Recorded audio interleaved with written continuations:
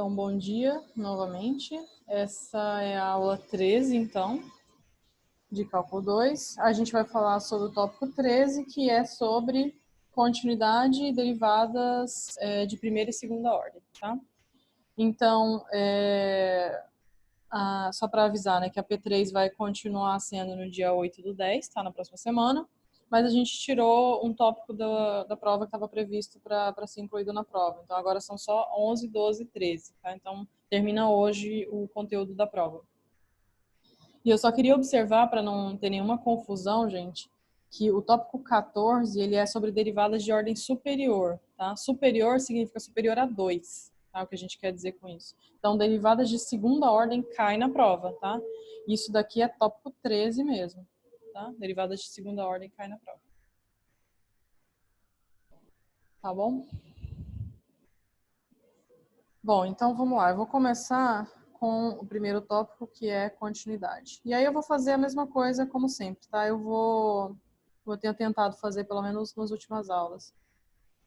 Eu vou assumir que vocês vão ver a aula síncrona em algum momento, tá? Então, o que eu faço aqui é simplesmente resumir rapidamente o conteúdo e já vou fazendo exemplos, tá? Então, eu vou só relembrar a definição de continuidade que eu já falei na aula assíncrona, e vou fazer exemplo.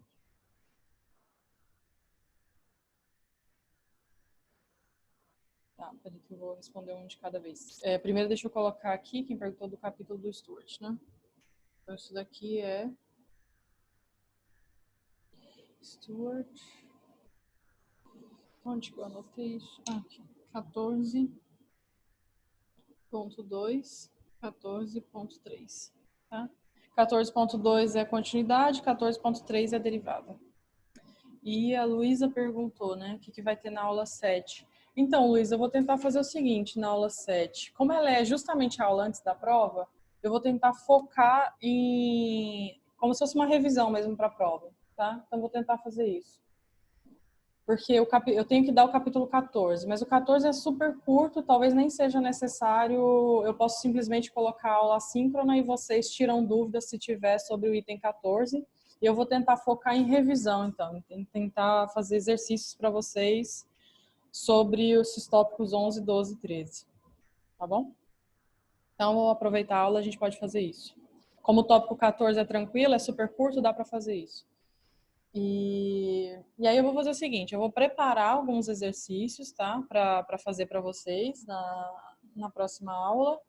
E aí eu deixo um tempo no final para quem tiver dúvida, né? Tentou fazer algum exercício, não conseguiu e tal, a gente tenta resolver no final da aula. Tá bom? Na próxima aula.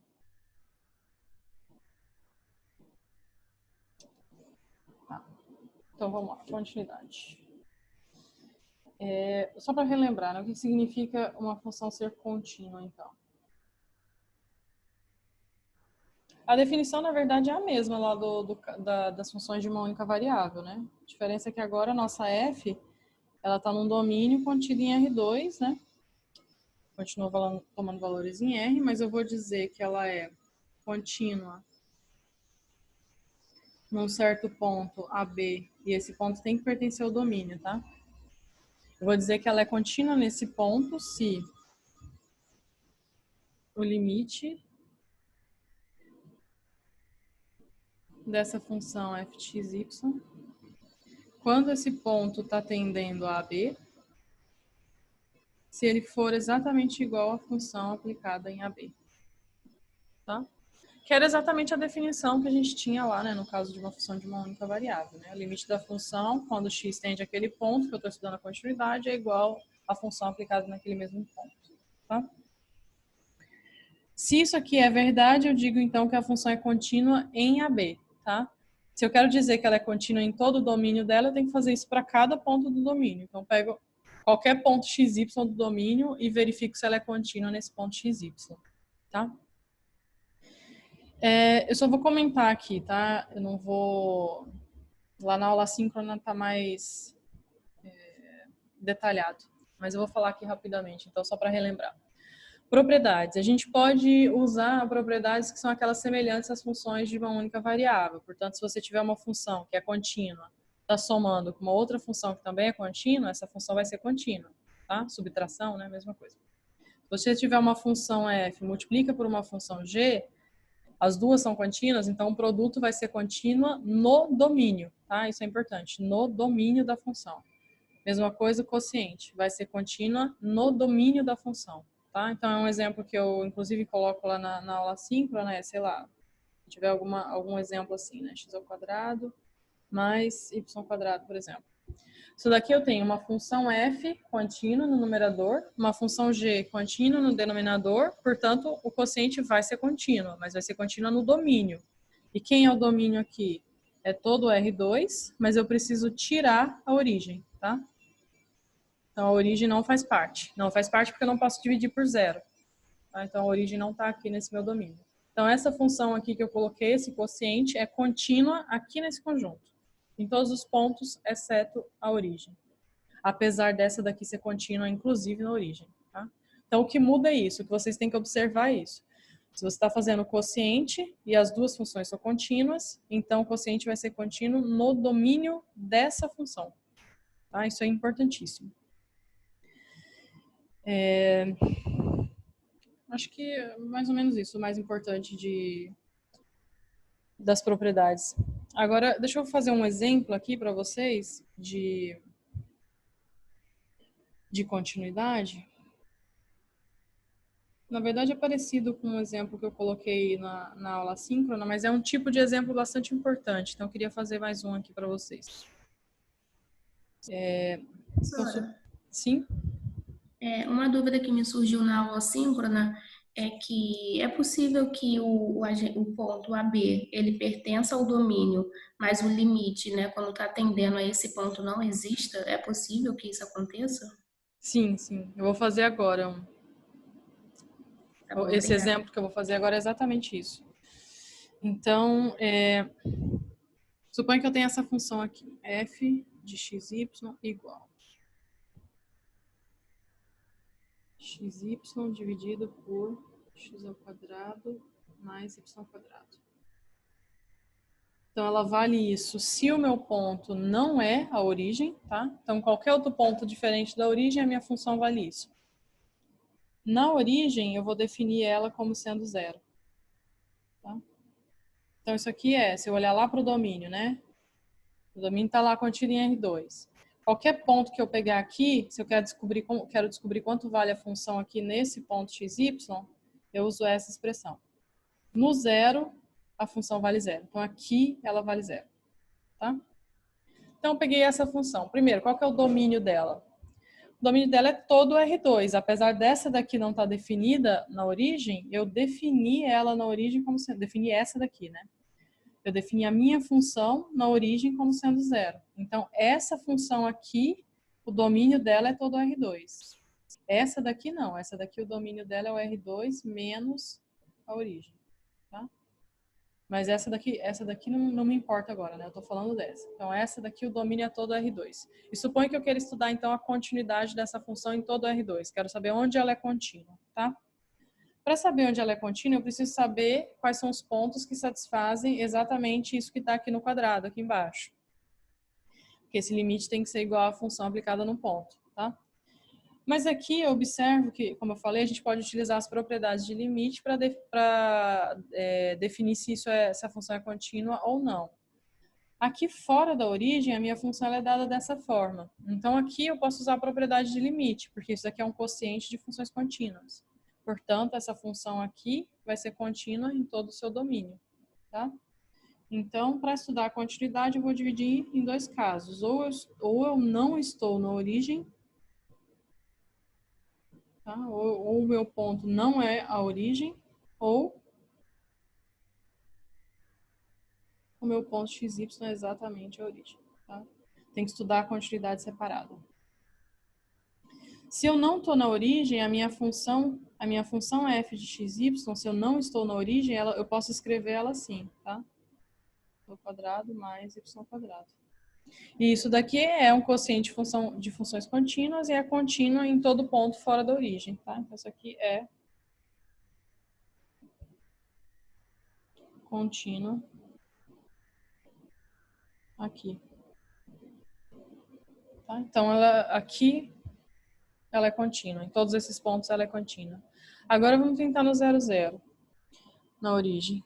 Para saber se ela é contínua na origem, aqui eu não consigo usar a propriedade, né? Porque eu estou estudando exatamente nesse ponto. Então, eu tenho que ir pela definição mesmo. Eu preciso que a função f de xy aplicar o limite dessa função, quando xy está indo para a origem, preciso que isso daqui seja igual à função f aplicada no 0, 0. Né? Essa é a minha pergunta. Será que isso aqui é verdade?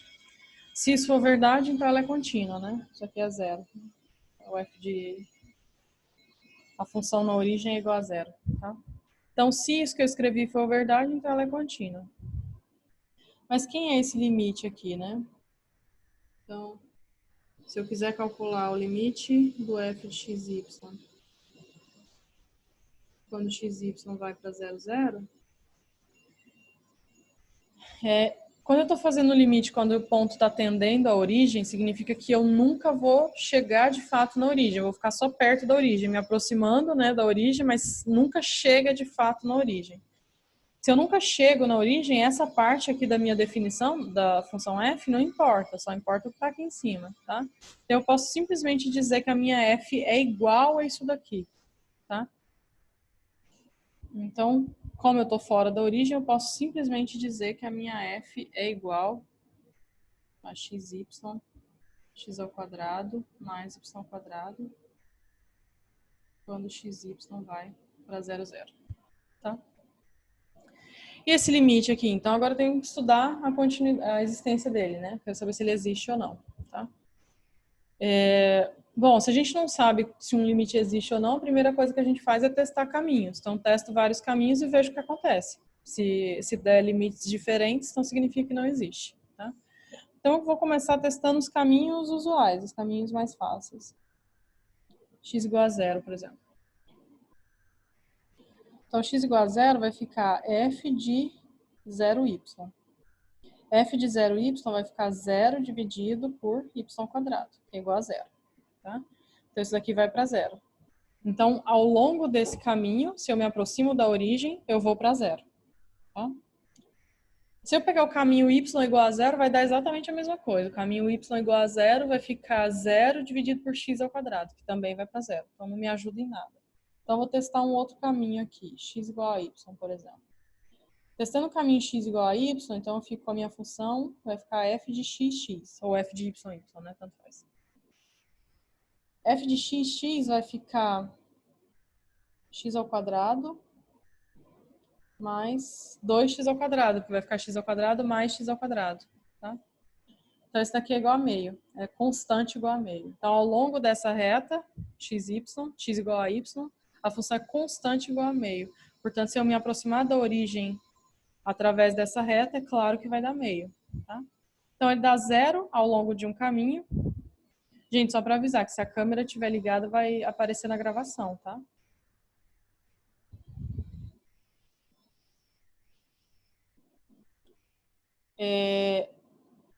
Por um caminho dá 0, por outro caminho dá meio. Tá? Então, eu encontrei, indo por dois caminhos diferentes, eu encontrei limites diferentes, portanto, esse limite não existe.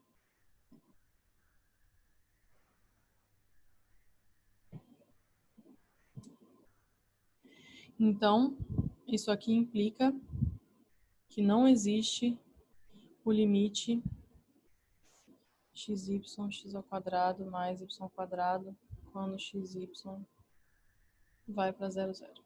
Poderia ter colocado f, na verdade. Melhor colocar f. Falando da função f. Então, não existe esse limite. Se não existe esse limite, não tem a menor chance de acontecer isso, né?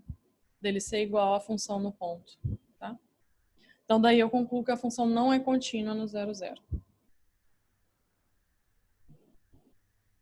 Logo,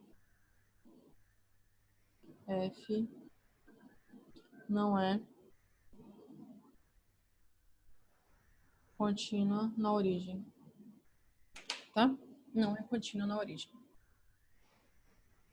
Então, como é que a gente conclui, então, é que, portanto, a resposta final, né, do exercício. Portanto, F é... que eu estava estudando a continuidade da F, né? Então, F é contínua em todo R2, exceto a origem, tá? Tem que tirar a origem.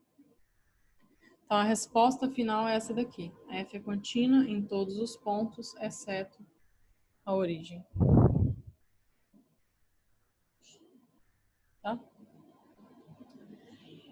Só uma coisa que eu queria observar aqui. Então, a questão é a seguinte. Quando eu falo isso, né? Então, quando eu falo que uma função é contínua, para ela ser contínua em AB, eu preciso que essa caixa aqui seja verdadeira, eu estou dizendo três coisas. E eu posso, inclusive, verificar essas três coisas nessa ordem. Primeiro, eu verifico se o ponto está no domínio, tá? Porque se eu quero estudar a continuidade de um ponto que nem está no domínio, não é possível, não tem nem o que fazer, tá? Se ele não está no domínio, a função não é contínua lá. Então, a primeira coisa que eu verifico, o ponto está no domínio? Segunda coisa que eu verifico, existe esse limite? É a segunda coisa que eu tenho que verificar. Terceira coisa, verifiquei que existe. Esse limite coincide com a f da função no ponto? Tá? Então, são três coisas que a gente tem que verificar e nessa ordem. O ponto está no domínio? Existe o limite é igual à função no ponto? Tá? É nessa ordem. Então, aqui a gente fez isso. Primeiro, 0, 0 está no domínio? Tá. Primeiro está verificado. Segundo, existe o limite? Não, não existe o limite. Então, acabou. Então, a função não é contínua no 0, 0.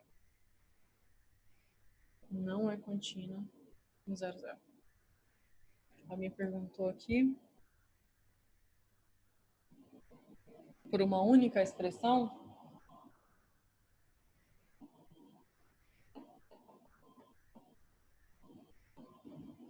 É possível, né? É possível uma função estar definida, uma função estar definida em todo o R2, por exemplo, com uma única expressão, mas o que acontece é quando você está se aproximando do ponto, ela não é contínua lá, é possível. Dá para ver mais fácil, por exemplo, em R, né? Se você tiver em R, sei lá.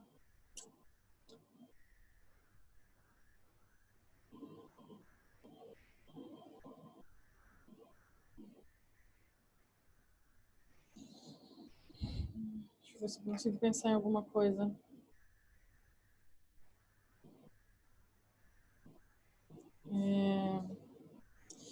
Que é uma função que seja definida com uma única expressão e que não é contínua num ponto, né?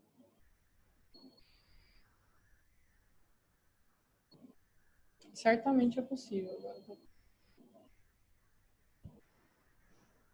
É que assim, se você quiser, por exemplo, essa mesma daqui não seria, tá? Então, se você quiser um exemplo muito óbvio, seria essa própria função aqui, né? Essa função aqui, ela é dada por uma única expressão e ela não é contínua no 0, 0, mas é trivial porque o 0, 0 não está no domínio, né? Agora, se você quer um exemplo de uma função em que o ponto está no domínio e a função não é contínua lá, aí, por exemplo, envolvendo módulo, né? Envolvendo módulo.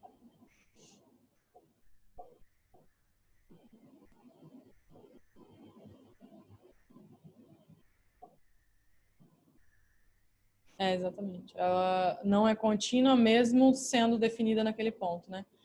Isso, em geral, acontece com funções que têm um módulo envolvido, né? Porque aí, de um lado, a derivada vai dar uma coisa, por outro, a derivada vai dar outra, então pode ser que ela tenha taxas de crescimento diferentes. Não consigo pensar agora num exemplo específico de R2 em R, mas eu posso pensar depois em alguma coisa com mais cuidado, mas envolvendo módulo deve funcionar.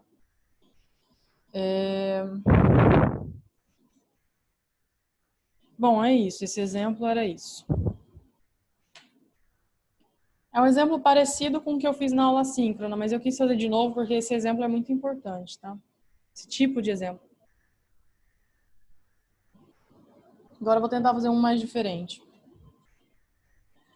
Esse exemplo aqui, na verdade, ele tá nas notas de aula, tá? Mas eu vou... Ele não tá resolvido lá, ele tá lá como exercício, então eu vou resolver aqui. Então, suponha que...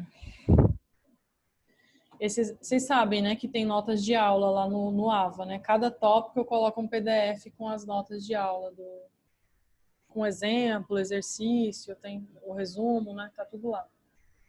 E aí, nas notas de aula 12, eu coloquei um exercício lá para vocês, que na verdade era para calcular um limite. Limite do ln de 1 mais x quadrado mais xy, né?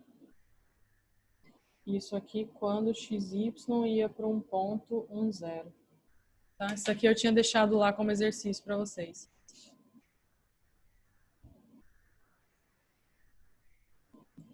Tá, não, tanto faz. Vou colocar ele. Sim, eu coloquei log.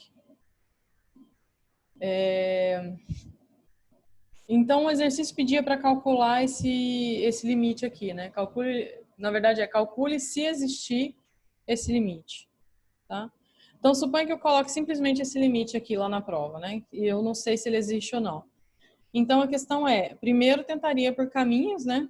E veria se isso tá, para cada caminho ele está convergindo para o mesmo valor. Se estiver convergindo sempre para o mesmo valor, então eu suspeito que aquele limite vai dar exatamente esse valor. E aí eu tenho que provar de alguma forma que esse limite é exatamente o valor que eu encontrei. Aí pode ser pela definição, usando propriedades do limite, né? Soma, produto, sei lá, usando o teorema do confronto. Aí tem algumas ferramentas que a gente pode utilizar para provar que o limite de fato é aquele valor. Uma das coisas que a gente pode utilizar, e aqui o exercício inclusive dava essa dica, falava para resolver isso daí, use a continuidade. Então é uma dica que ele está dando para poder resolver esse exercício. Por que a continuidade ajudaria? Porque justamente isso, né? Se eu tiver, vou chamar essa função aqui de f de xy, né? Se essa função for contínua, então vou colocar aqui, né? Se f for contínua exatamente nesse ponto 1, 0, então o limite dessa função é f de xy, é a que está em vermelho aí, a função que eu quero calcular o limite. Quando xy tende a esse ponto, é exatamente a função aplicada nesse ponto.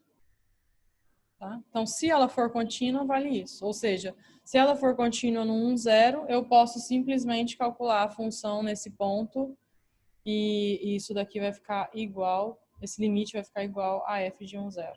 Tá? Então, se ela for contínua em 1, 0, é super fácil fazer isso. Basta calcular f de 1, 0. Tá? Então, agora tudo que eu vou fazer é decidir se ela é contínua ou não em 1, 0. 1, 0. Tá? Então, essa aqui é uma observação. Agora, o que eu vou fazer é estudar, então, a continuidade de f. Tá?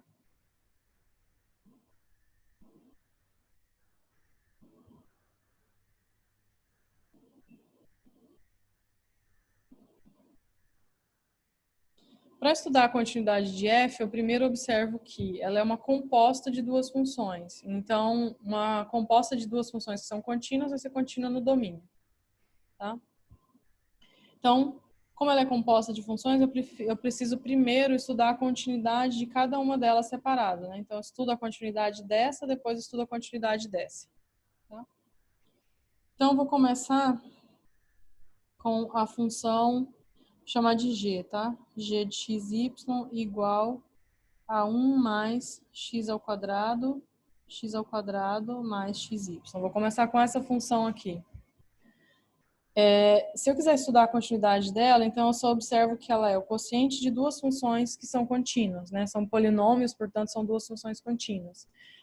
Se é o quociente de duas funções contínuas, ela vai ser contínua no domínio dela. Então, tudo que eu preciso fazer agora é encontrar o domínio da g, tá?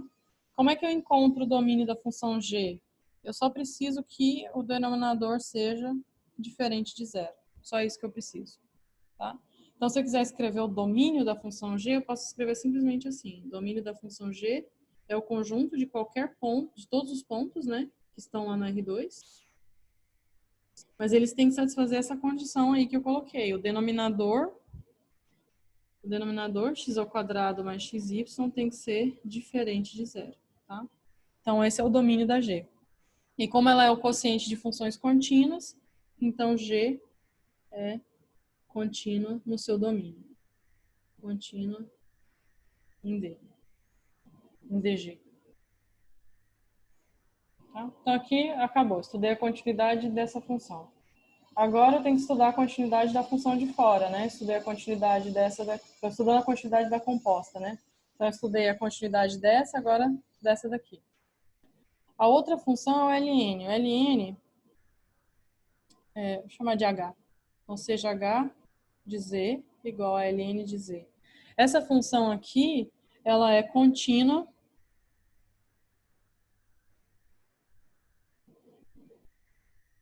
em z, se o z for estritamente maior que zero. Então, a única condição que você precisa é que o z seja maior que zero. E aí a função vai ser contínua ali, tá? Mas quem é o z, né? O z é onde eu estou aplicando o ln. Então, no nosso caso, é aqui que eu vou ter que aplicar o z, né? Que eu vou ter que aplicar o ln. Então, eu preciso que tudo isso daqui seja maior que zero, tá? Então, eu preciso que 1 mais x ao quadrado mais xy seja estritamente maior que zero. O numerador é sempre maior que zero, né? Estou somando 1 a um número maior ou igual a zero. Então, já está maior que zero. Então, para isso aqui acontecer, na verdade, eu só preciso que o denominador seja maior que zero. Tá? Então, por um lado, né, a função de dentro, ela está contínua se isso aqui for verdade, e a função de fora está contínua se isso aqui for verdade. Só que o que está embaixo já inclui o que está em cima, né? Então, daqui eu concluo que a função inteira, né, a f xy é contínua em xy se x ao quadrado mais xy for estritamente maior que zero, tá? Ou seja, o domínio da minha f é o conjunto de todos os pontos que estão em R2 que satisfazem x ao quadrado mais xy estritamente maior que zero, tá? Tá tudo bem até aqui, gente?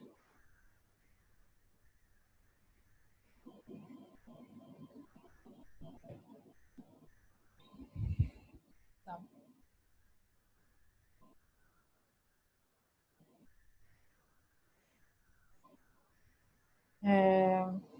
Então é isso. Estudando a continuidade da função f, eu precisava estudar a continuidade da função de dentro e da função de fora. Eu posso escrever isso aqui tudo numa coisa só, isso aqui maior que zero.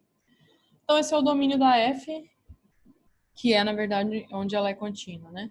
Então agora, para saber se eu posso simplesmente igualar isso daqui a esse valor, eu preciso ver se 1, 0 está no domínio, né? Preciso saber se ela é contínua em 1, 0. Então, a última pergunta que eu preciso fazer, como f é contínua no domínio, só falta verificar se 1, 0 pertence ao domínio da f.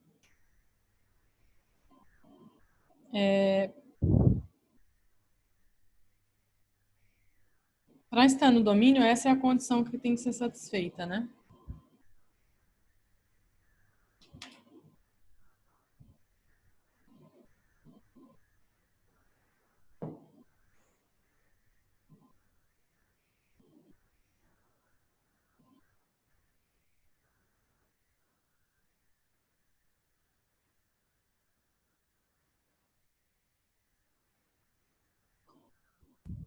Tá, então essa condição tem que ser satisfeita para o ponto estar no domínio. Então, se eu quiser saber se 1, 0 está no domínio, eu preciso ver se isso aqui acontece, né? Então, aqui vai ficar 1 ao quadrado mais 1 vezes 0.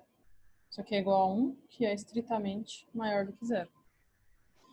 Então, ok, tá? Então, ponto 1, 0 pertence ao domínio da f. Portanto, ela é contínua em 1, 0. Tá? Então, concluo que f é contínua em 1, 0. Logo, o limite da minha função f de xy, quando esse ponto xy está indo para o ponto 1, 0, tem que ser igual a f de 1, 0. E o limite que eu quero calcular é justamente esse, então só falta calcular f de 1, 0. Tá? Então, só precisa calcular f de 1, 0. A minha função f, ela é ln de 1 mais x ao quadrado mais xy.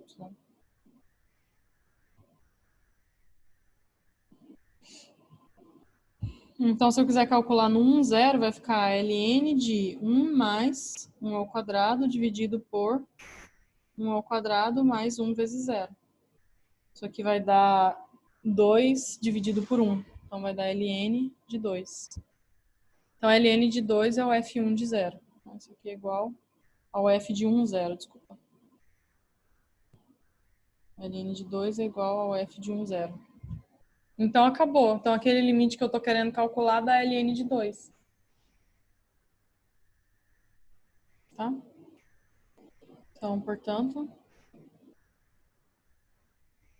o limite daquela função lá, que é o ln, né, daquela expressão, quando o xy está indo para 1, 0, é igual ao ln de 2. E acabou. Tá?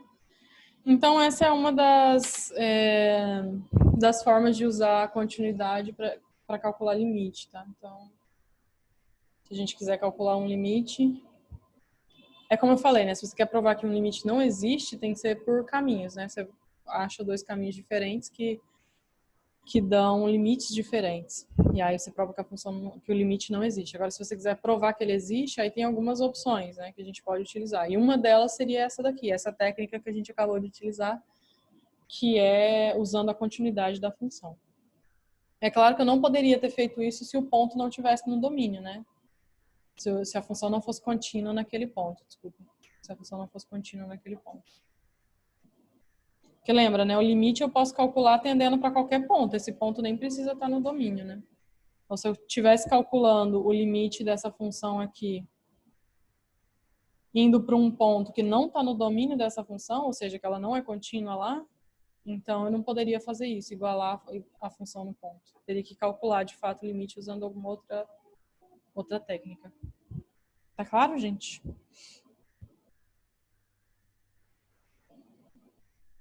Não sei se vocês viram que tem exercícios nessas notas de aula? Esse daí, por exemplo, alguém já tinha tentado fazer? É que essa foi a última, né? Não sei nem se vocês já tinham visto, mas... Professora, Sim? eu cheguei a ver sim, mas eu não comecei a fazer. Mas eu tenho uma dúvida no segundo exercício que ele deixou depois desse, que na dica ele estava falando que era para considerar seno de y igual a aproximadamente y. Aí a função era x ao quadrado mais seno ao quadrado de y sobre 2x ao quadrado mais y ao quadrado. Aí eu não entendi essa condição, que pode considerar seno de y como y. Ah, que pode considerar isso? Não, é Ele falou porque... de seno de y igual a y. Uhum. Não, isso é pelo seguinte, se você olhar o gráfico do seno, vou mostrar pelo gráfico mesmo. O gráfico do seno,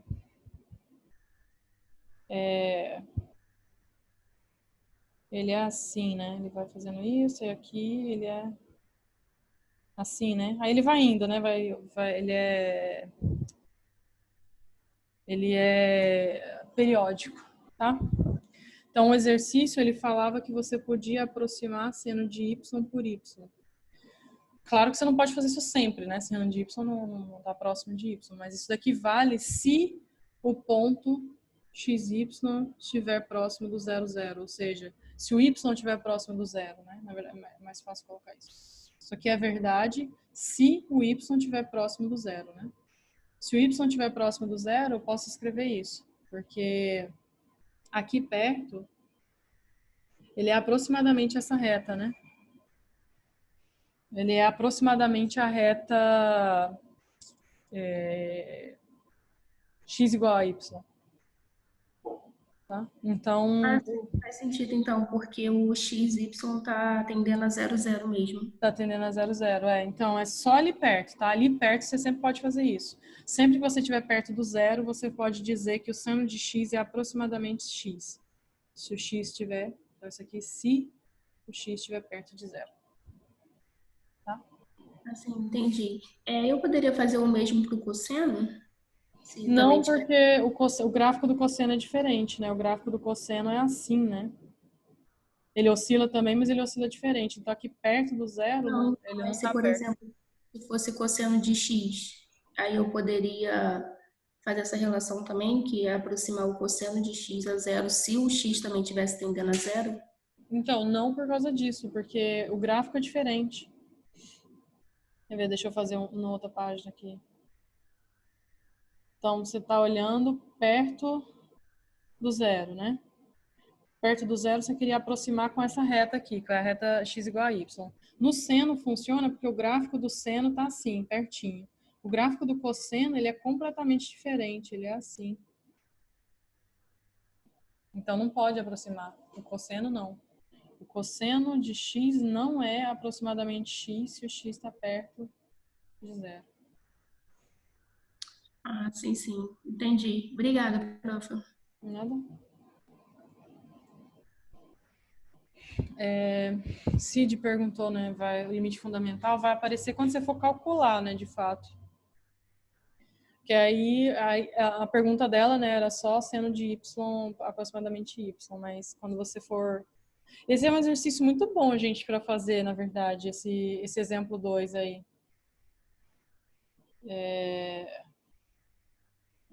Para quem não viu ainda, né, o exercício era para calcular o limite quando xy tende a 0, 0, de x ao quadrado mais seno ao quadrado de y dividido por 2x ao quadrado mais y ao quadrado, tá? Então, ele pedia para verificar a existência desse limite aqui ou não. E aí, a dica que ele dava era que o seno de y é aproximadamente y ali perto, né? Se eu estou perto do zero, o seno de y é aproximadamente y. E por que ele está dizendo isso? Porque isso que está aqui seria aproximadamente y ao quadrado, tá? Então, inclusive, é uma dica que está aí nas notas de aula, tá? Se você tiver... Então, vamos olhar qual que é o grau do numerador e o grau do expoente do denominador. Então, no numerador, o expoente maior é 2, tá? Então, no numerador, você tem um expoente máximo 2. No denominador, é a mesma coisa, o expoente máximo também é 2, tá? Então, quando isso acontece, na verdade, esse limite, ele não vai existir, tá? O limite não vai existir quando esses graus coincidem. Então, isso daqui, na verdade, era uma dica para você ver que esse limite não vai existir. Então, você pode testar por caminhos, por exemplo. Poderia fazer por caminhos e verificar que esse limite não vai existir. Uma outra coisa também que tá escrito lá é que se você tiver, por exemplo, vamos pensar, de 3x y ao quadrado, isso aqui são dicas para calcular limite, tá? Y ao quadrado. No numerador, qual é o grau máximo? Tem 1 multiplicando 1 de grau 2, né? Polinômio de grau 1, polinômio de grau 2. Então, aqui o grau é 3. No denominador, o grau máximo é 2. Então, o numerador está ganhando. Significa que se eu estiver indo para zero, significa que o numerador está indo para zero mais rápido. Tá? Então, se o numerador está indo para zero mais rápido, isso daqui provavelmente vai para zero. Tá? Isso aqui é estudando o limite quando está indo para a origem, tá, gente? Estou fazendo quando está indo para a origem. Então, como o numerador está indo para zero mais rápido, ele vai empurrar tudo para zero. Se o expoente do denominador fosse maior, então ia empurrar para infinito. Então, ia dar outra coisa.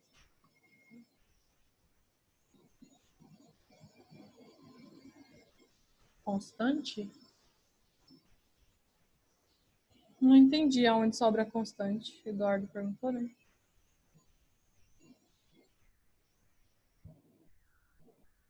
Sempre sobra a constante? Não entendi aonde. No caso dos expoentes de mesmo grau.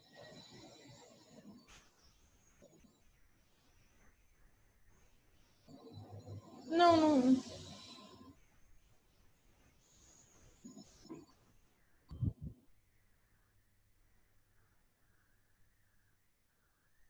Não sei se eu entendi, mas a questão é assim, o que eu estava falando, eu na verdade até escrevi isso aqui nas notas de aula, né? Tá escrito lá. É que se você quiser estudar se um limite existe ou não, uma forma de você fazer isso é olhar o coeficiente máximo do numerador e o coeficiente máximo do denominador, mas olhando só o expoente máximo do numerador com o expoente máximo do denominador. Tá lá no exemplo 2. Então, quem quiser olhar, tá lá nas notas de aula 12, no exemplo 2.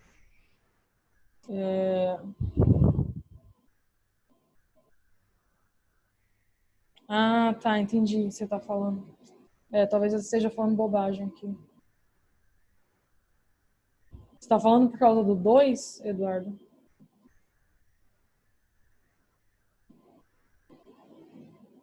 Não, você tem razão, acho que eu tô falando bobagem aqui. Deixa eu corrigir, então. Eu tô falando o seguinte. Suponha que você tenha, que aí no caso a constante pode atrapalhar, né? Mas se você tiver, por exemplo, esse exemplo que está aí nas notas, né? X ao cubo, y, x ao quadrado, mais y ao quarta. Não, eu falei bobagem, desculpa. X ao quadrado, y, x ao cubo, y, x à quarta, mais y à quarta. Tem que ser monômio, você tem razão. Essa constante 2 ali atrapalhava meu raciocínio. Então, aquilo que eu falei não é verdade por conta do 2. O 2 atrapalha. Então, pensa nesse exemplo aqui que eu coloquei. Aqui não tem, é tudo monômio, tá? Então, é x à quarta, y à quarta. E no numerador também.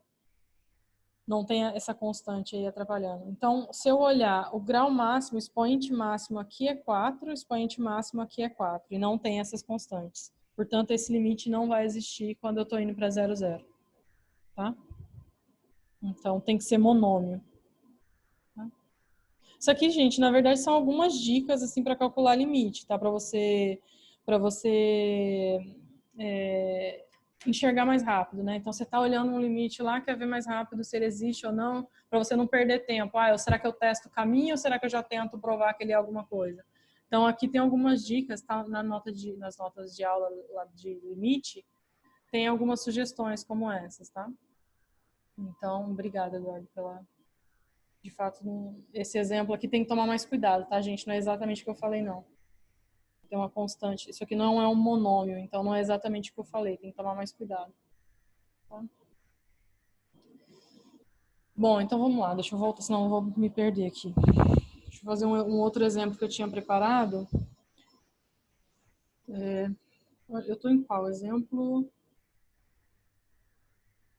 3, né? Exemplo 3. Exemplo 3 supõe o seguinte, que eu tenho uma função f de xy que é igual a x ao cubo mais y ao cubo, x ao quadrado mais y ao quadrado. Claro que isso aqui não faz sentido na origem, então eu vou definir assim, fora da origem, e vou dizer que na origem ela é 0, tá? Então, suponha que o exercício pergunte se essa função é contínua em 0, 0, tá? Então, f é contínua em 0, 0. É contínua na origem? Então, aqui a gente já sabe, né? Para eu saber isso, para eu descobrir se isso é verdade, eu tenho que simplesmente calcular o limite dessa função f de xy quando xy está indo para 0, 0 e verificar se isso daqui de fato dá o f de 0, 0, que é igual a 0. Tá? Então, isso aqui é pergunta, não sei se é verdade. Tá? Será que é verdade isso daqui? Então, para isso, eu tenho que calcular o limite da função f de xy quando xy tende a 0, 0. Tá? Então, suponho que o que eu quero fazer é calcular o limite da minha f quando x tende à origem. Se o x tende à origem, o x nunca é a origem. Portanto, eu posso usar simplesmente a expressão fora da origem. Então, calcular o limite da f na origem, né, quando x tende à origem, é simplesmente calcular o limite dessa função aqui. Tá? Quando xy tende à origem. Aí a mesma história. Calculo, testo caminhos, vejo o que acontece em cada caminho. Se ao longo, nesse caso aqui, se você testar qualquer caminho que você testa, dá 0, tá? Então, testando vários caminhos, a gente vai ver que isso daqui vai dar sempre 0. Então, eu suspeito que esse limite vai dar igual a 0, então eu tenho que provar que ele dá 0, tá? Mas esse exercício em particular, ele já dá uma dica. Ele pede para fazer isso daí. Então, a dica do exercício já era: Dica: resolver o limite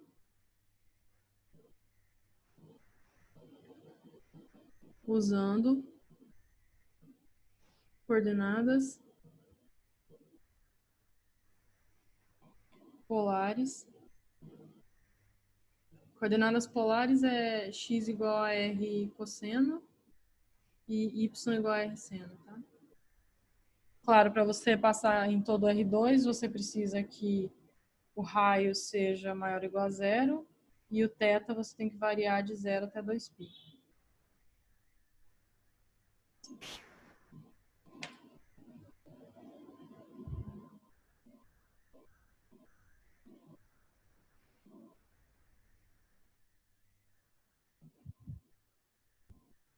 Então, um exercício falava para usar coordenadas polares e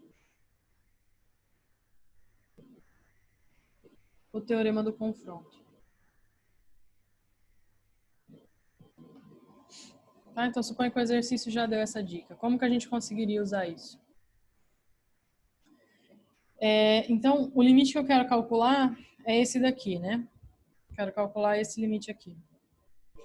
Mas ele pede para fazer essa mudança de coordenada, né? Chamar o x de r cosseno e o y de r seno, né? Não sei se...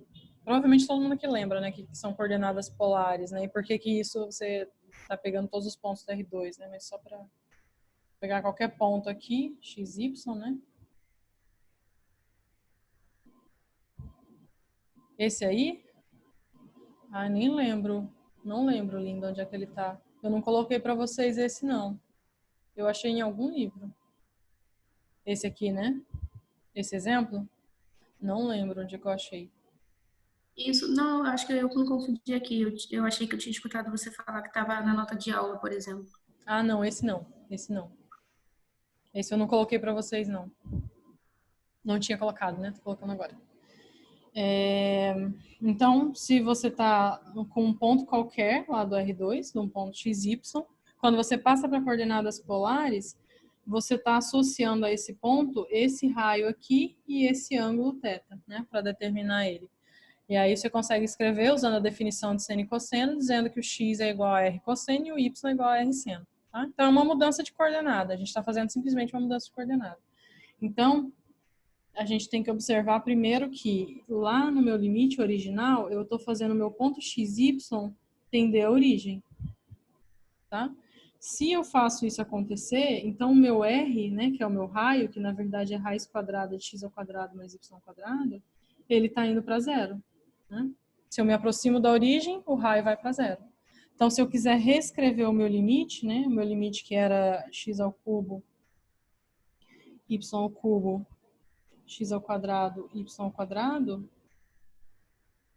se eu quiser reescrever esse limite usando coordenadas polares, a primeira coisa que eu tenho que mudar é, ao invés do xy ir para a origem, é o meu raio que vai para zero. Tá? Então, é a primeira coisa que muda. Aí eu vou substituir, né? Então, fazendo as mudanças aí, a mudança de coordenada vai ficar x ao cubo, o x é r cosseno. Então, fica x ao cubo, y ao cubo, dividido por x ao quadrado e y ao quadrado.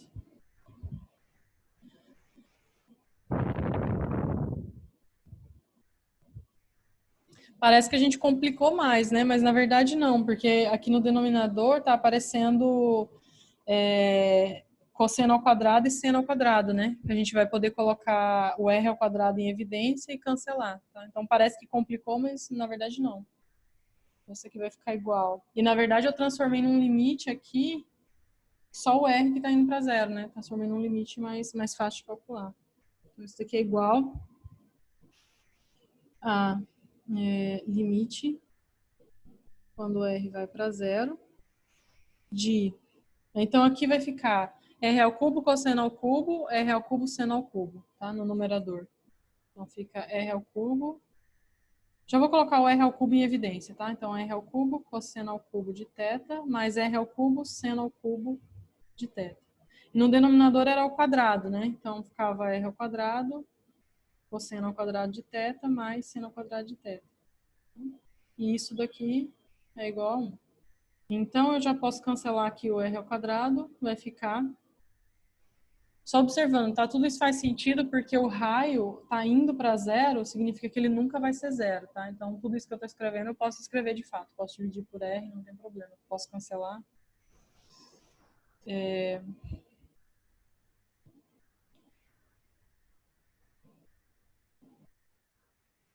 Não, não foi uma parametrização, foi uma mudança de coordenada. A gente mudou as coordenadas, né? Fez uma mudança de variável, mudança de coordenada. Então, a limite quando r vai para zero de r cosseno ao cubo de θ mais seno ao cubo de θ. Tá? Então, o limite ficou assim. Eu quero fazer o r para zero, o raio para zero, tá? Aí, a outra dica do exercício era usar o teorema do confronto. O que significa, então? Como que eu usaria o teorema do confronto aqui? Eu teria que colocar isso daqui entre duas funções, né? Uma função aqui, mostrar que essa vai para o mesmo valor que essa, e, portanto, essa daqui também vai para esse mesmo valor.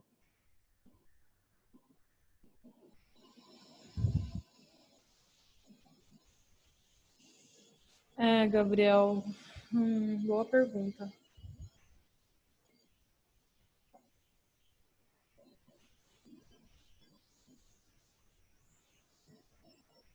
Boa pergunta.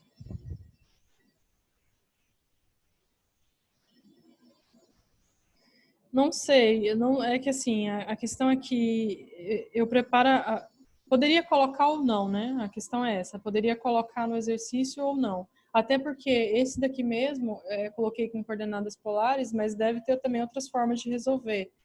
Então, não necessariamente precisa colocar isso, né? Agora,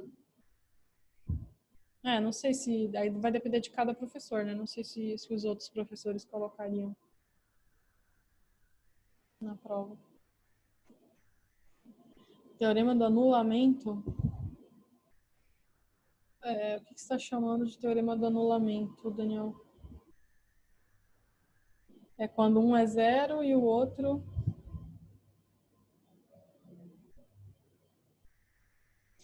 Então, na verdade, Gabriel, sempre que tiver x ao quadrado mais y ao quadrado, a gente sempre suspeita que talvez o seno e cosseno ajude, porque x ao quadrado mais y ao quadrado é igual a 1, entendeu? Então, a gente sempre acaba suspeitando que coordenadas polares ajudaria. Sempre que tiver x ao quadrado mais y ao quadrado. Mas pode não ser necessário, né? Tem exemplos que são mais simples, que você até resolveria. Por exemplo, esse daqui é um exemplo xy, x ao quadrado mais y ao quadrado. Você poderia usar coordenadas polares ou não, né?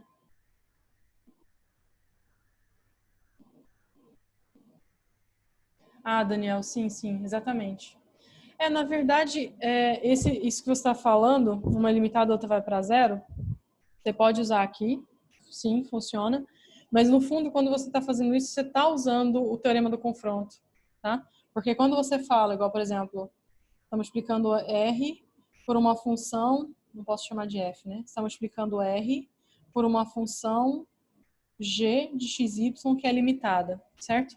Se essa função é limitada, significa que a norma dela, G de XY, é menor do que um certo L. Ou seja, ela está entre menos L e L. Então, você vai poder colocar aqui R vezes L, né, de um lado, menos RL, e do lado de cá, RL, né? Então, no fundo, quando você usa o teorema do anulamento, você está usando o do confronto, no final das contas. É a mesma coisa, né?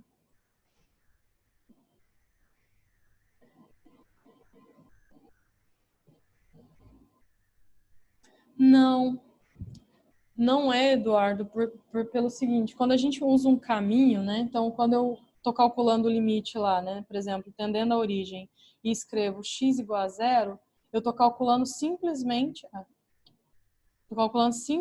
nesse caminho aqui, tá? Então, eu estou esquecendo todos os outros pontos. Estou olhando simplesmente passando por aqui. Quando eu faço essa mudança que a gente fez agora, isso é diferente.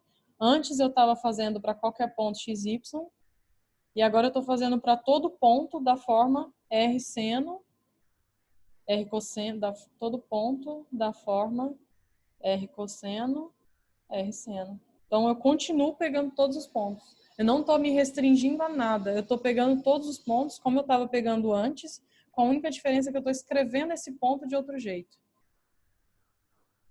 Tá bom?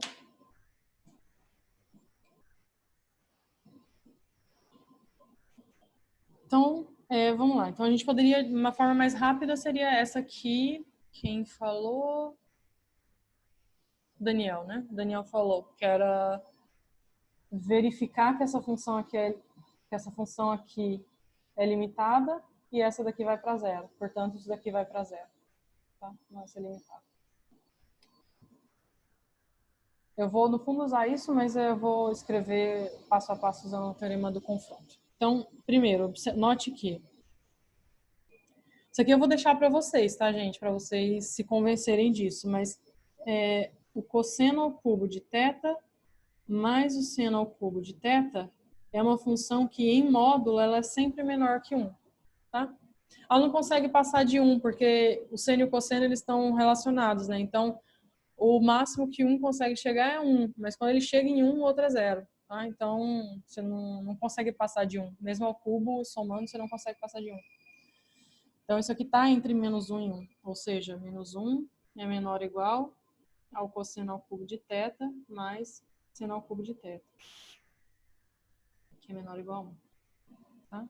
Então, observa que vale isso. Logo, a gente então consegue reescrever essa função, né? Colocar aqui R cosseno ao cubo de θ mais seno ao cubo de θ. Isso fica menor ou igual a R vezes 1. Ah, só lembrando, o R é positivo, tá? Por isso que eu posso fazer isso tranquilamente. O R é positivo, então eu posso multiplicar aqui por R que eu mantenho a desigualdade, tá?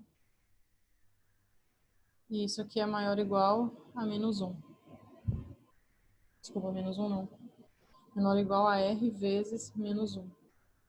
Tá? Então, como essa função aqui está entre menos 1 e 1, eu posso substituir por menos 1, substituir por 1 e fazer isso. Tá? Então, agora, eu coloquei a minha função entre duas outras funções que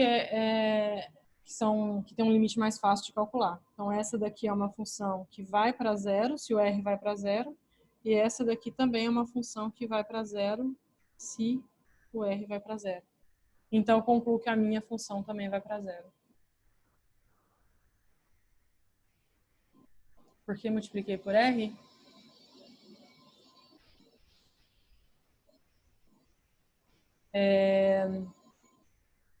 O que eu tenho, né? Então, o que eu obtive foi isso daqui, né? Então, o que eu obtive... Eita. O que eu obtive foi isso, né? Menos 1 tá entre... Essa função está entre menos 1 e 1. Mas o que eu quero é multiplicar por R, porque a função é essa daqui, né? Então, eu quero multiplicar por R. Mas o meu R é o raio, né? O meu R é raiz de x ao quadrado mais y ao quadrado. Portanto, esse R é sempre maior ou igual a zero, né? Nesse caso é maior que zero, porque eu estou fazendo o limite quando ele vai para zero. Então, ele é estritamente maior que zero. Como ele é estritamente maior que zero, e se eu tenho uma desigualdade assim, e eu quero multiplicar por um valor que é estritamente maior que zero, o sinal da desigualdade se mantém, né? Então, eu multiplico por R aqui, multiplico por R aqui, e a desigualdade se mantém. Então, isso é o que eu escrevi aqui. Mesma coisa aqui. Porque o R é maior, estritamente maior que zero. Logo, o limite Então, daqui eu concluo, né, pelo teorema do confronto.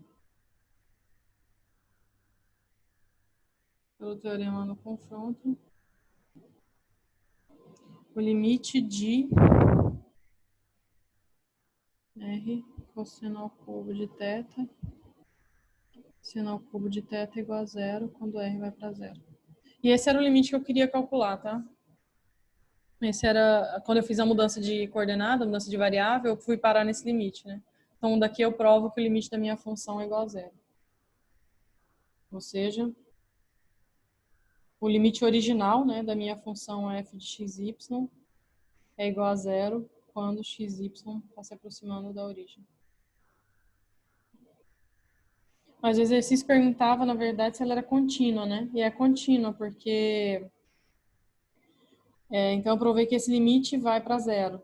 Né? Eu fiz a conta agora e provei que esse limite vai para zero. Mas zero é igual a f de zero, zero, né? Por causa disso. Então, provei que ela é contínua.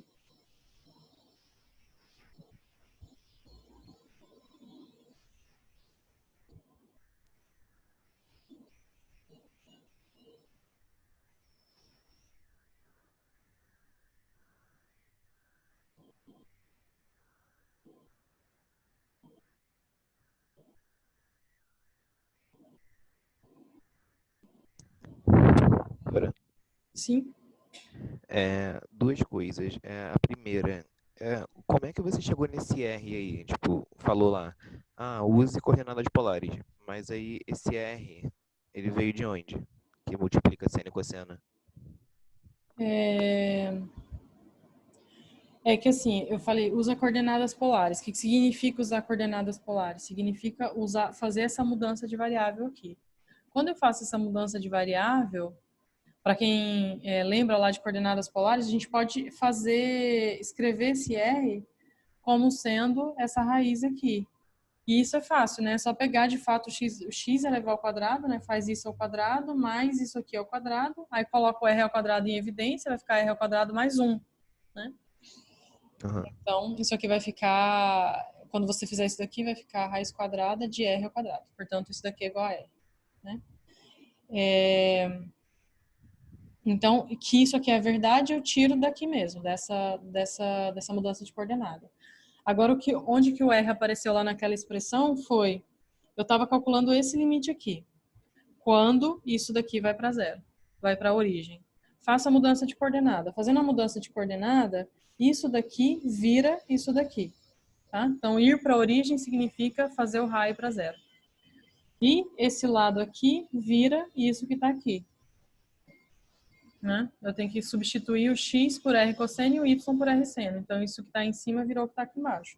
Aí eu fui cancelando, cancelando e sobrou isso daqui. Sim, Tá? beleza. E a partir daí, a segunda coisa, a partir daí de onde você marcou agora, já não daria para ver que o limite iria para zero, porque o R está indo para zero? Dá para ver direto porque o R está indo para zero e isso aqui está limitado, né? Porque isso daqui podia atrapalhar, né? Isso aqui tá indo para zero, mas isso daqui podia atrapalhar o meu limite. Podia estar indo para outra coisa que podia ser ilimitado, por exemplo, ou podia estar atrapalhando esse meu limite. Tá? Sim, sim. Então, de fato, daria para fazer direto, sabendo que isso aqui é limitado. Então, você poderia acabar o exercício falando assim: note que isso aqui é menor que 1, ou seja, a função é limitada, né? Então, eu tenho zero vezes uma função limitada, portanto, isso aqui vai para zero. Aí acabaria o exercício. Tá ok, brigadão. Nada. Então é isso, gente. Estou ficando sem voz já. Deixa eu passar para a derivada e aí eu faço um exemplo. Professora, Sim? eu tenho uma dúvida bem rápida na questão em relação aos intervalos. Lá na primeira vez que você escreveu o x, r cosseno θ e y r seno θ, o θ, ele está variando de 0 a 2π, né? Mas eu não posso escrever que o θ é menor ou igual a 2π, porque ele é só menor a 2π. Eu fico com dúvida na notação do maior ou menor ou Pode, igual. pode ser também, pode colocar. Só que você está considerando duas vezes, né, o ponto, porque esse θ é esse θ é esse daqui, né? Então você está pegando todos os pontos à medida que você está rodando, né? E aí, se você pega no θ igual a zero, você pegou esses pontos aqui. Aí, se você pega θ igual a 2π, você deu a volta inteira, vem parar aqui de novo. Então, você está pegando duas vezes esses pontos aqui. Então, só precisa pegar uma vez.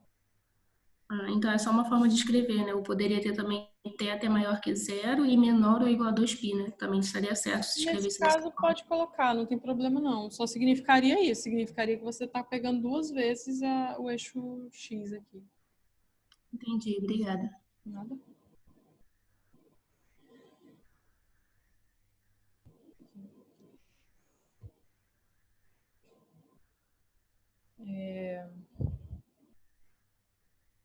Agora, derivada.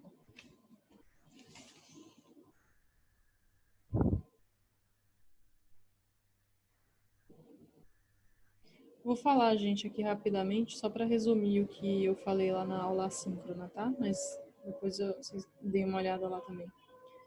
Então, derivada parcial, né? Então, qual que era a noção de derivada lá no cálculo 1, né? Lá no cálculo 1, a gente tinha uma função f, saía de um certo domínio de R, tomava valores em R. Se eu quisesse calcular f' de A, o que significava f' de A? Então, eu tenho um certo gráfico aqui, tem um ponto A, e o que significa, então, graficamente, né, geometricamente, o que significa a derivada de A, né? Eu pego aqui, então, no ponto F de A, no ponto A, F de A, traço uma reta tangente. E a inclinação dessa reta tangente no ponto A vai ser o F' de A. Tá? Então, o que a derivada está medindo é a forma como eu estou variando, é a taxa de variação desse meu gráfico. Então, se ele estiver subindo muito, a minha reta tangente vai ter uma inclinação super grande, né? Então, ela mede isso, ela mede a variação, a taxa de variação nesse ponto, tá? E no caso das funções de várias variáveis, a ideia é exatamente a mesma, tá? Só que agora a gente está, então, se eu quiser desenhar o gráfico aqui, né? Então, geometricamente, agora a gente está em R3. Então, tenho lá minhas coordenadas, né? X, Y e Z, que é o fxy, né? Então, xy. E agora o meu gráfico, ele é uma superfície lá do R3, tá? Então, agora o meu gráfico vai ser uma superfície aqui, no R3. E supõe, então, que eu quero calcular a derivada num certo ponto aqui, né? Num certo ponto aqui do meu domínio. Esse ponto aqui eu vou chamar de AB, tá? Então, agora eu estou com uma função f. Meu domínio agora está contido em R2. Tá? Então, aqui é R1, aqui é R2. Tá? E agora eu estou calculando, suponho que eu queira ver o que seria a derivada no ponto AB, tá? Então, o que seria a derivada no ponto AB? Seria a inclinação, a taxa de variação desse gráfico exatamente nesse ponto aqui, tá? Então, como que ele está variando exatamente aqui? Tá? Como que é a taxa de variação? Aí depende, né? Porque eu tenho muitas direções para onde olhar. Então, pode ser que assim ele esteja variando de um jeito, mas se eu viro e olho do outro lado, ele está variando de outro jeito. Então, depende de onde é que eu estou, tá? Então, eu tenho uma taxa de variação aqui, tenho uma taxa de variação aqui, tenho uma taxa de variação aqui, uma outra aqui. Então, na verdade, eu tenho infinitas derivadas, né? Se eu fosse olhar assim, eu tenho infinitas derivadas. Eu poderia olhar para vários tipos de derivadas, digamos. As derivadas parciais são as derivadas que a gente olha verificando a taxa de variação somente em duas direções.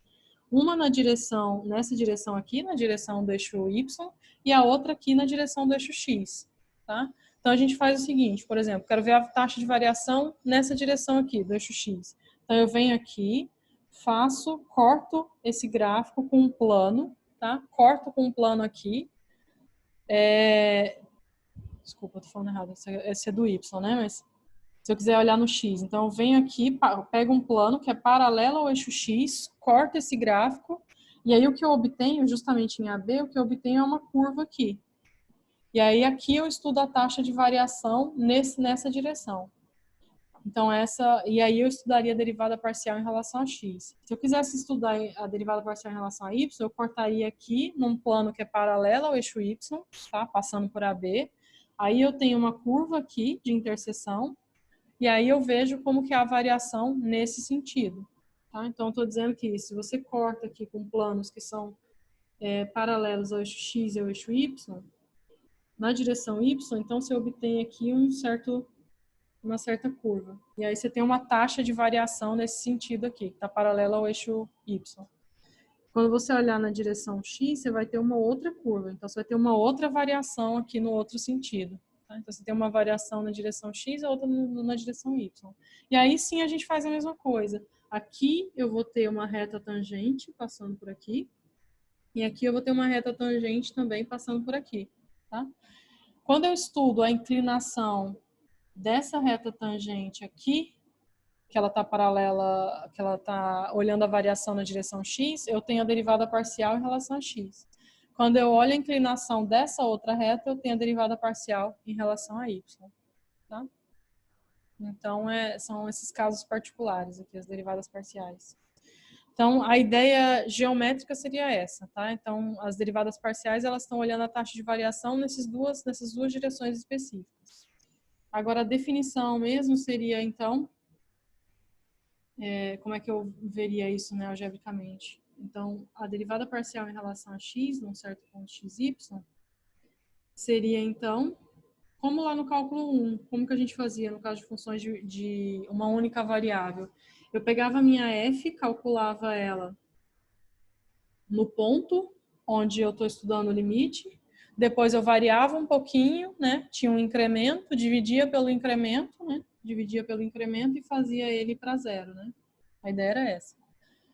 Então aqui eu estou derivando parcialmente em relação a x. Então significa que o y eu não estou variando. Então imagina que eu estou fazendo aquele corte mesmo, né? Estou cortando, então o y é um valor fixo, tá?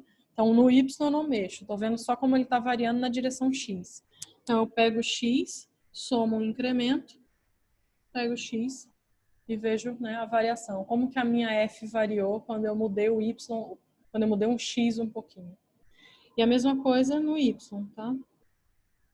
Se você está vendo a variação somente na direção y, você vai pegar a sua f, o x você vai deixar como está, pensa no corte, né? Então, o x está constante.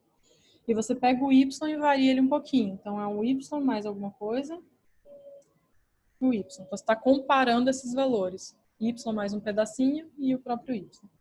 Divide pelo incremento e faz ele ir para zero. Tá? Então, essa é a definição. Definição de derivada parcial é isso daqui. Tá? Agora, a ideia, se você for calcular a derivada de certas funções, então, por exemplo, lá no caso do cálculo 1, né?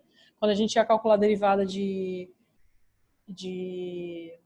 polinômio, a gente já sabia, né, como é que era, não precisava nem usar a definição de fato, né? A gente já sabe derivar polinômio sem precisar usar a definição assim formal, né? Então aqui é a mesma coisa, a gente pode derivar do mesmo jeito. Em alguns casos, né? Nem em todo caso vai ser possível, mas por exemplo, já não sei qual exemplo que eu tô. Esse foi o 3, né? Então é o exemplo 4 agora. Então vou fazer um exemplo aqui para a gente calcular a derivada parcial, que não precisa passar pela definição. A gente vai fazer diretamente usando derivada de polinômio. A gente já sabe derivar polinômio, já vai fazer direto, tá?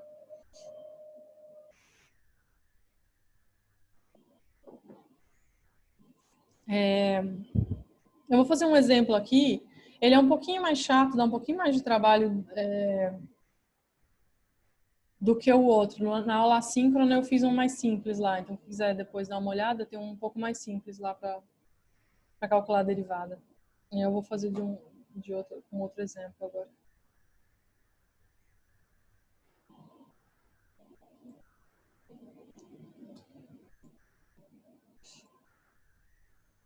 Então, suponha que eu tenho uma função de duas variáveis, f de x, y, que é igual ao seno, que é igual a x, seno de x ao quadrado y.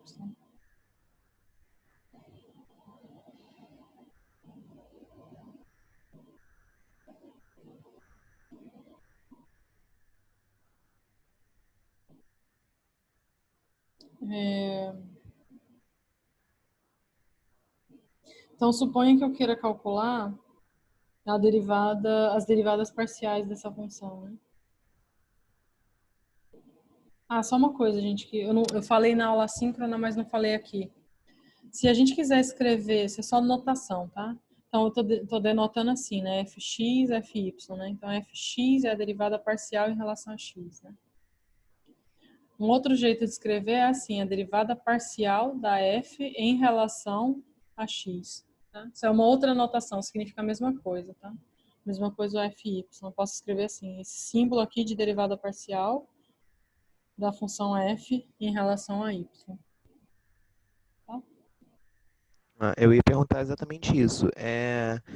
E a gente também não vai usar também para derivar parcialmente o que usaria, por exemplo, em equação diferencial exata, que é tipo, eu tenho uma função de duas variáveis, aí eu quero derivar em função de x, então eu considero o y como uma constante e ela vai para fora, por exemplo, se eu quiser fazer algum cálculo com isso. É isso que a gente vai fazer aqui, né? Eu vou derivar essa função aqui em relação a x, enxergando o y como se ele fosse uma constante. Tá. Tá? Eu vou começar a fazer aqui e você vê se eu respondi sua pergunta mesmo. Senão, pode me interromper depois, tá? Então, quero calcular a derivada parcial em relação a x. Como é que ficaria? Então, derivar essa função parcialmente em relação a x significa olhar o y como uma constante. Então, onde tiver escrito y, enxerga como se fosse uma constante c, tá? É como se você estivesse derivando isso daqui, onde c é uma constante, tá? Derivar isso daqui em relação a x... Ah, tá ótimo. Então, derivar isso daqui em relação a x é usar a regra do produto, né? Porque aqui eu tenho uma função de x e aqui eu tenho uma outra função de x. É a regra do produto. Então fica. Eu vou escrever com calma, tá, gente? Eu vou escrever passo a passo, só pra gente não confundir, porque quando tem x e y, às vezes fica confuso em relação a quem a gente está derivando. Então, eu vou fazer bem devagar. Então, eu quero derivar em relação a x a primeira função, tá? A derivada da primeira vezes a segunda, mais a primeira vezes derivada da segunda. Não calculei nenhuma derivada ainda, tá? Só escrevi a regra do produto. Tá? Então, derivada da primeira vezes a segunda, mais a primeira vezes a derivada da segunda. Só escrevi isso por enquanto. Só deixei bem explícito, quando eu falo derivada, eu estou falando derivada em relação a x. Só isso que eu fiz, deixei bem explícito isso. Então, agora sim eu posso calcular. Derivada de x em relação a x é 1, né? Vezes seno de x ao quadrado y, mais x. Agora eu tenho que derivar isso aqui tudo em relação a x. Como é que eu faço isso? De novo, eu enxergo o y como se fosse uma constante. Então, é como se eu estivesse derivando seno de x ao quadrado vezes a constante. Como que ficaria? Ficaria cosseno, né, de tudo que eu tenho, cosseno de x ao quadrado y. E aí eu teria que derivar em relação a x, o x ao quadrado y. Tá? Então, eu estou derivando a composta. Então, ficou a derivada da função de fora, cosseno, vezes a derivada da função de dentro. Só deixei explícito que quando eu falo derivada, eu estou falando em relação a x.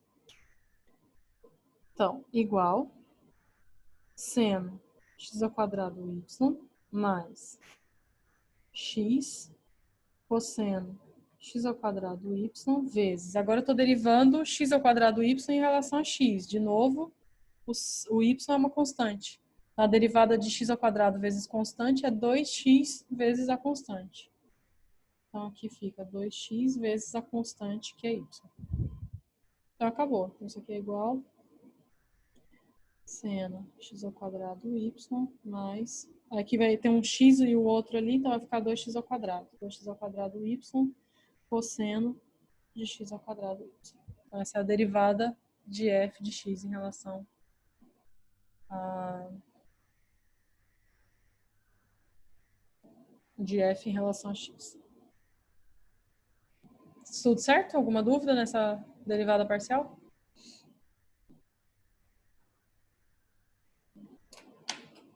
Posso passar para y?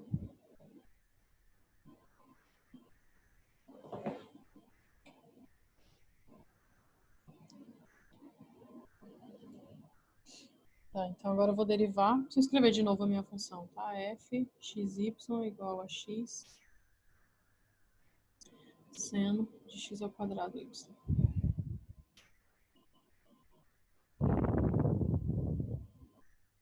Isso, sempre pode considerar outra variável como se fosse uma constante. A gente vai fazer agora a mesma coisa, só que agora é o contrário. Agora o x que é uma constante. Então eu vou derivar, se eu copiei certo, vou derivar essa função aqui em relação a y. Se eu estou derivando em relação a y, agora o que eu vou olhar como se fosse uma constante vai ser o x. Então, enxerga como se aqui fosse uma constante. Então, é como se eu estivesse derivando isso daqui. Constante vezes o seno de constante ao quadrado vezes y. Agora, eu não preciso de regra do produto, porque isso aqui é constante. Então, eu posso derivar direto, tá? Então, só para escrever, né? Na verdade, estou escrevendo a mesma coisa, né? Mas eu estou derivando em relação a y essa função aqui. Tá? Só escrevendo com outra anotação, na verdade. Então, isso aqui vai ficar.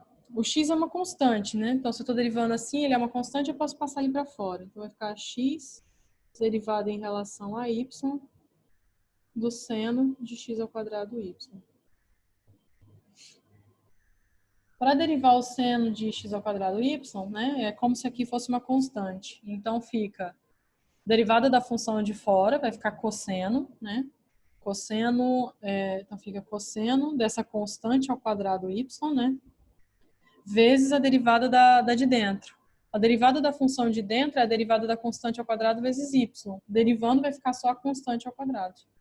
Tá? Então é isso daqui. Só que onde tem constante é x. Tá? Então fica x, aqui fica cosseno, a constante ao quadrado y, vezes a derivada da de dentro, que era constante ao quadrado. Então ficou x ao cubo cosseno de x ao quadrado y. Tá bom? Então é isso. Basta considerar a outra como se fosse constante. Aí aqui, gente, eu calculei, na verdade, o que eu fiz foi calcular a derivada parcial de y em relação a y num ponto qualquer, tá? Num ponto genérico xy. Mas eu poderia ter pedido para vocês, quanto que é o fy de, sei lá,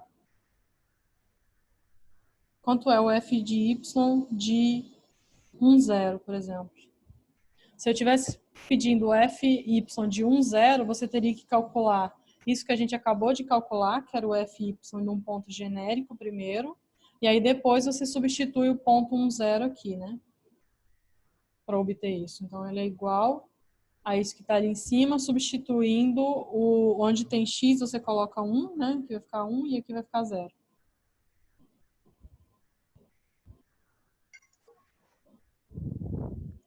Professora, Sim?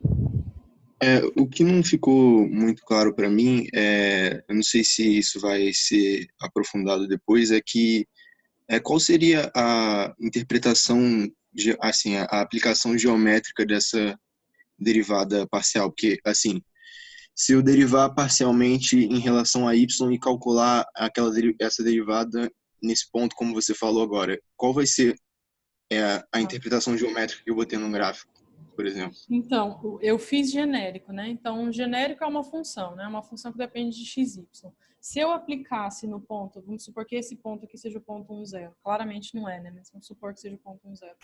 Então, calcular a derivada parcial em relação a y no ponto 1, 0 significa, eu vou pegar lá o ponto 1, 0, vou subir até o meu gráfico e vou ver como está variando o meu gráfico nessa direção aqui, tá? Nessa direção que é paralela ao eixo y.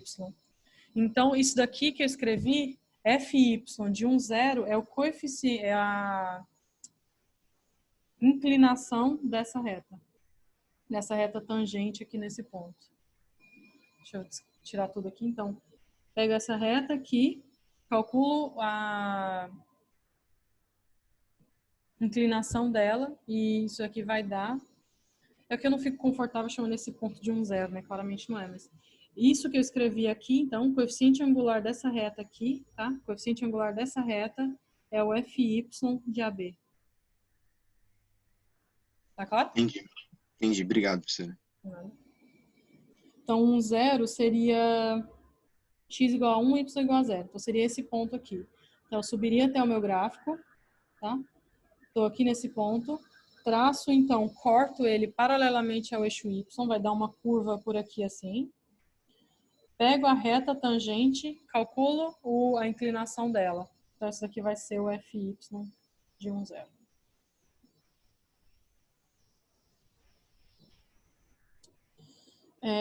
Gente, então é isso. Acho que eu vou terminar por aqui e então na aula síncrona tem outros exemplos, tá? Então podem ver a aula síncrona também para ver outros exemplos sobre isso. Uma coisa que está faltando, que na verdade é tópico, a gente está no tópico 13, né? Aí que eu estou meio perdida. A gente está no tópico 13. Então, o tópico 13 faz parte a derivada segunda, tá? A derivada segunda também faz parte do tópico 13 e eu não falei aqui. Eu não falei porque a derivada segunda é simplesmente pegar essa função aqui e derivar de novo, tá? Então, assim, a ideia é simplesmente essa. Então, na verdade, o que eu vou fazer na próxima aula é fazer exercícios sobre isso, tá? Eu vou colocar na aula síncrona, vocês vão ver com mais calma sobre o conteúdo sobre derivada segunda, eu vou colocar na próxima aula síncrona, mas exercícios sobre isso a gente vai fazer na próxima aula. Então, na próxima aula eu faço tudo, vou fazer só exercício, tá? A próxima aula vai ser só exercício sobre tudo que vai cair na prova, na verdade. Vou pegar funções, vou fazer vários exemplos com continuidade, derivada de primeira ordem, de segunda ordem, vou deixar tudo para a próxima aula, tá? Então é isso, só queria deixar bem claro, gente, derivada segunda cai na prova, tá? Derivada segunda faz parte do tópico 13, mas eu vou fazer exemplo na próxima aula. Tá bom? Eu vou parar a gravação, mas se alguém tiver mais alguma dúvida, pode me perguntar, tá?